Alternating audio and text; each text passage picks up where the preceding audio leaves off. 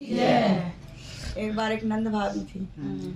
तो नंद भाभी जो है अपना रहती थी जैसे तैसे अपना गुजारा किया करती थी।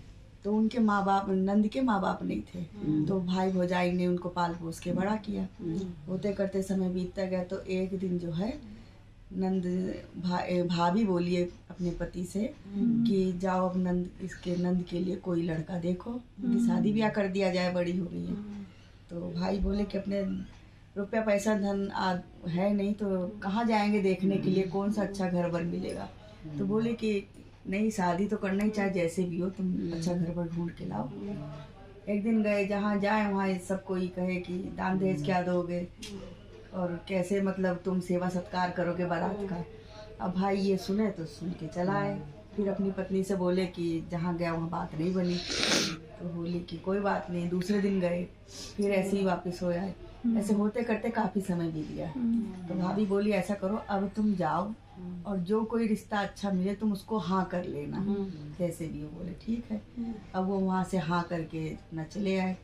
अब ये हुआ कि भाभी जो है जैसे तैसे जब भी अपने घर में कपड़ा धोए तो एक मटका ले रखा, तो मटके में उस साबुन का फेना उसमें भर दिया करें। ऐसे रोज जब तक शादी नहीं हुई तब तक रोज ऐसे करती है। करते करते कई घड़े भर लिए।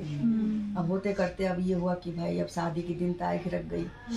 अब ये हुआ कि भाई बारात आने को है, सब पूरी तैयारी कर ली गई। अब जैसे तैसे ये हुआ कि बारात जो है दरवाजे पे आ रही है। तो सब बोले कि जो जैसे बूढ़े बुजुर्ग होते हैं पहले द्वार पे जाते हैं, तो बोले कि भाई सेवा सत्कार करो। तो बोली कि सेवा सत्कार सब कुछ होगा लेकिन कुछ बोलना वोलना नहीं, जैसा सेवा सत्कार मिलेगा ऐसे स्वीकार कर लेना। बोले ठीक है। तो वो जब अपना सेवा सत्कार जो कुछ उनसे मिला ले लिया। तो बोले कि लाओ कुछ मिठाई उठाई दो। तो बोली कि जो कुछ हमारे पास है इसी को अपना सेवा पानी समझ के स्वीकार कर लो, ज़्यादा कुछ बोलना नहीं। भाभी उनकी बोली।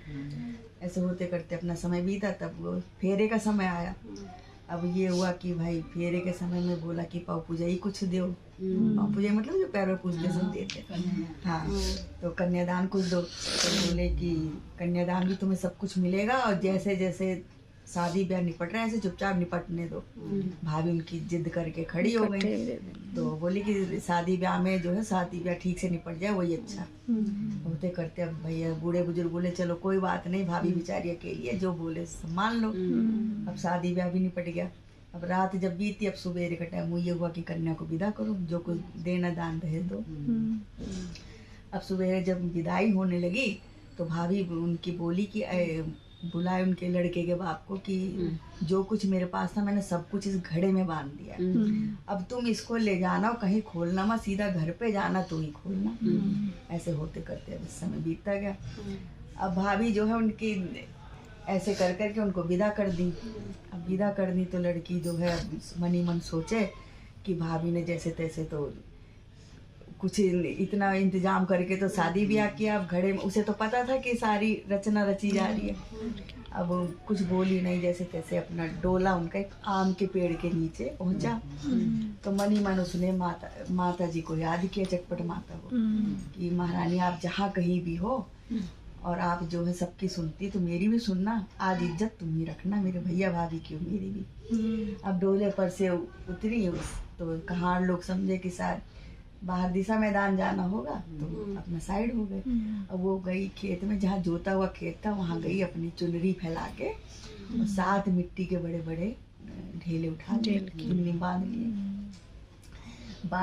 बांध लिया, इसका ले करके उसे डोली में वापस बैठ गई। जब वापस बैठ गई तो फिर वहाँ से जो कहार जो है उनको लेकर के चले। अब जब पहुँचे ससुराल में उसके, तो दरवाजे पे सास ननद सब खड़ी थी सेवा सत्कार करने के लिए। तो बहू से बोली कि बेटा तुम्हारे घर से कुछ मीठा प्रसाद कुछ आया हो तो दो, कहारों को मुंह मीठा कराना है, शगुन वगैरह देना है। तो बोली कि अम्मा जो कुछ भी है भाभी ने इसी घड़े में बांध रखा है, इसी में देख लो। अब देखी तो अब माता का चमत्कार वहाँ हुआ। अब जैसे तैसे एक घड़ा खोला तो उसमें खूब मिठाई भरी हुई थी, दूसरे में खोला तो उसमें क्या कहते खूब हीरे जवाहरात भरे हुए थे। ऐसे होते करते सब खोला। जब सासू माँ कहने लगी कि भाई भौजाई भी यही कहते रहे हम गरीब है कुछ दे नहीं पाएंगे, और उन्होंने तो पूरा ऐसा दे दिया तो किसी ने आज तक नहीं दिया, पूरा भर दिया। अब डोली पर से उतारा, उन्हें सेवा सत्कार किया, सबको अच्छी खूब खासी विदाई करी गई। तब लड़की जब आई अंदर तो अपनी सास से बोली, तो उनकी सास कहने लगी कि तुम्हारी भाभी तो कहा करती हमारे कुछ भी नहीं है, हम कहाँ से देंगे, और पूरा हमारा घर भर दिया जो आज तक नहीं मिला। तो बोले कि अम्मा ये सब भाभी भैया भाभी ने नहीं किया, हम तो बहुत गरीब घर से हैं, और ये सब जो है चटपट माता के उनके चमत्कार से हुआ। हम जहाँ कहीं हम उनको देखते थे उनको याद किया करते थे, आज उन्हीं की कृपा से ये दिन मिला है।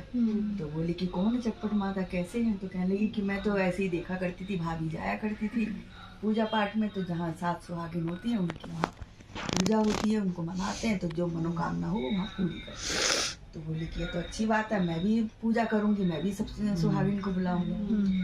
तो सासू माँ ने जो है तो बोली कि अम्मा तुम ऐसा करना, जब पूजा करना तो मेरी भाभी को जरूर बुलाना। बोले अच्छा ठीक है। तो ऐसे उन्होंने चटपट माता की पूजा रखी और उनकी भाभी को न्योता दिया। भाभी को बताया नहीं, उनको क्या पता क्या है कैसे। अब वो सोची कि अब जो है शिकायत सारी अब हमको सुननी पड़ेगी अपने नंद की, जो कुछ हम नहीं दे ले पाए। अब घर पहुंची तो वहाँ देखा तो पूरा महल घर द्वार सब अच्छा, और घर गई तो देखा तो उनकी नंद जो है खूब बढ़िया राशि ठाट से थी। तो बोली अपनी लोग से कि ये सब कैसे? तो बोली चटपट माता की आज पूजा है, उन्हीं के चमत्कार से ही सब कुछ हुआ। तो बोली कि कैसे? तो उनकी सास आई, सब सुहागिन आई, सबका सेवा सत्कार किया, पूजा पाठ सब शुरू हुई।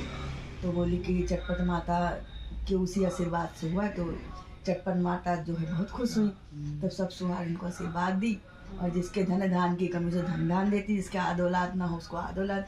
माता जो है जो कोई मनोकामना हो उसकी पूरा करती है। बोले चटपट माता की जय।